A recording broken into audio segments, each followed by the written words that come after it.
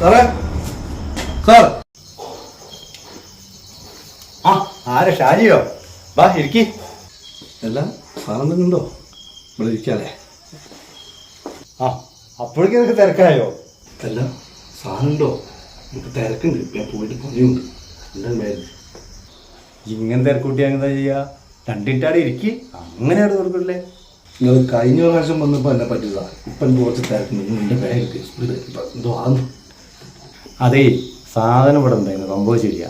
പക്ഷെ ഇന്നലെ രാവിലെ മാവേലി ഇവിടെ വന്നു.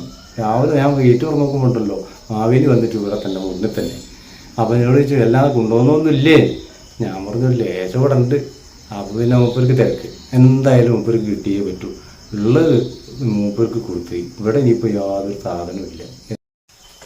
എല്ലാം നിങ്ങൾക്ക് ആദ്യം തന്നെ ഇത് പറഞ്ഞോളൂ. ഇന്നത്തോളം